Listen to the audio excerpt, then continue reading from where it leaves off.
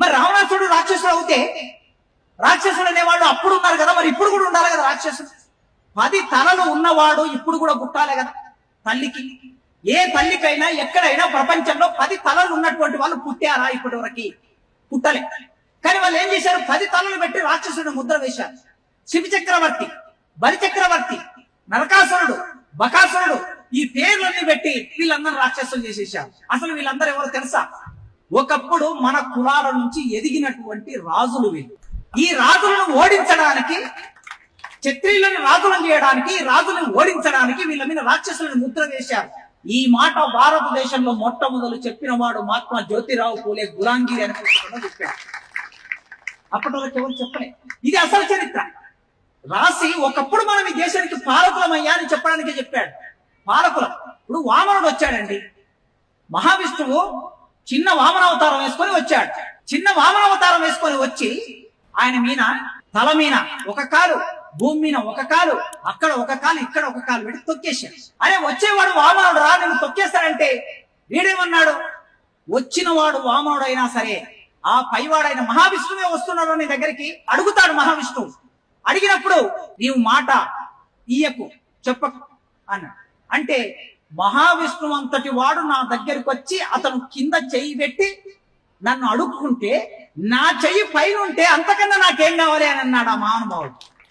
అంటే మన కులాలకు సంబంధించిన వాళ్ళు ఇది ఆలోచించారు. అట్లా ఆలోచిస్తూ ఈ దేశంలో కింది కులాల వాళ్ళు ఎవరైతే ఉన్నారో బానిసలను చేసి, ఒకప్పుడు రాజులుగా ఉన్న వాళ్ళం, పాలకులుగా ఉన్న వాళ్ళం, ఉత్పత్తి సృష్టించిన వాళ్ళం, సంపద సృష్టించిన వాళ్ళం, మనల్ని బానిసలు చేసి వాళ్ళు రాజులయ్యారు అని చెప్పి ఆయన గులాంగిరి పుస్తకం రాశారు. మీరు ఆ పుస్తకం చదివితే మనకేం సిద్ధాంతం? ఇప్పుడు మీరు జై బీసీ అన్నారు కదా, జై బీసీ జై కావాలంటే సిద్ధాంతం ఏమిటి? మహాత్మా జ్యోతిరావు పూలే రాసినటువంటి గులాంగిరి పుస్తకంలో రాసిన సిద్ధాంతమే మన సిద్ధాంతం. అంబేద్కర్ రాసిన సిద్ధాంతమే మన సిద్ధాంతం. ఈ సిద్ధాంతం వెలుగులో మనం ముందుకెళ్ళినప్పుడు మనం సక్సెస్ అవుతాం. 1890లో ఆయన చనిపోయాడు పూలే. 90లో ఆయన చనిపోయినప్పుడు 1891లో అంబేద్కర్ పుట్టాడు ఈ దేశంలో. అంబేద్కర్ ఒక అంటరాని కులంలో పుట్టాడు. పూలే ముదిరాజు కులంలో పుట్టాడు. అంబేద్కర్ మాల కులంలో పుట్టాడు. అంబేద్కర్ పుట్టి పెరిగి పెద్దగా అయినాక ఒక మాట చెప్పాడు. నాకు మొదటి గురువు బుద్ధుడు, రెండో గురువు కబీర్, మూడో గురువు మహాత్మా జ్యోతిరావు పూలే అన్నాడు. ఈ మహాత్మా జ్యోతిరావు పూలే అనే గురువు నాకు లేకపోతే నేరుగా మహాత్మా జ్యోతిరావు పూలే అంబేద్కర్కి ఏం పాఠం చెప్పలే. ఆయన చనిపోయినాకైనా పుట్టాడు అంబేద్కర్.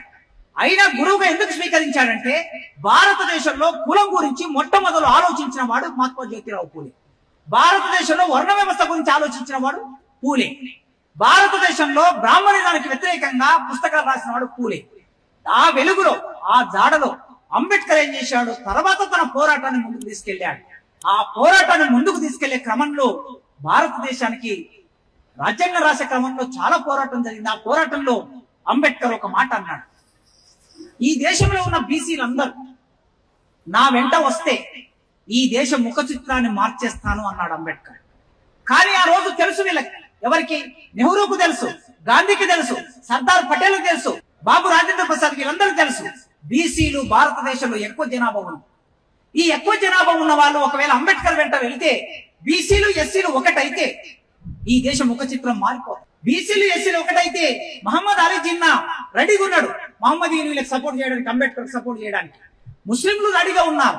ఇక బీసీలు ఎస్సీలు కలిస్తే మనకు అధికారమే ఉండదని అప్పుడు ఏం చేశారంటే అంబేద్కర్ వెళ్లి లండన్ లో రౌండ్ టేబుల్ సమావేశంలో పాల్గొంటే బీసీల చేత ఉత్తరాలు రాయించారు. ఇంగ్లాండ్ మెక్డొనాల్డ్ అనేవాడు అక్కడ ఆ సభలు నిర్వహిస్తూ ఉన్నాడు, రౌండ్ టేబుల్ కాన్ఫరెన్స్. ఉత్తరాలు రాయించారు. ఏమనంటే మాకు నాయకుడు అంబేద్కర్ కాదు, మాకు నాయకుడు మహాత్మా గాంధీ అని రాయించారు. బీసీలతోనే మాత్రమే కాదు, ఎస్సీలతో కూడా రాయించారు. రాయిస్తేప్పుడు ఎస్సీని కుట్ర ధరించి బాంబేలో, మద్రాసులో ఒక పెద్ద మీటింగ్ పెట్టుకొని మా నాయకుడు అంబేద్కరే, మాకు ఇంకెవ్వరు నాయకుడు లేడని చెప్పి వాళ్ళందరూ ఉత్తరాలు రాశారు.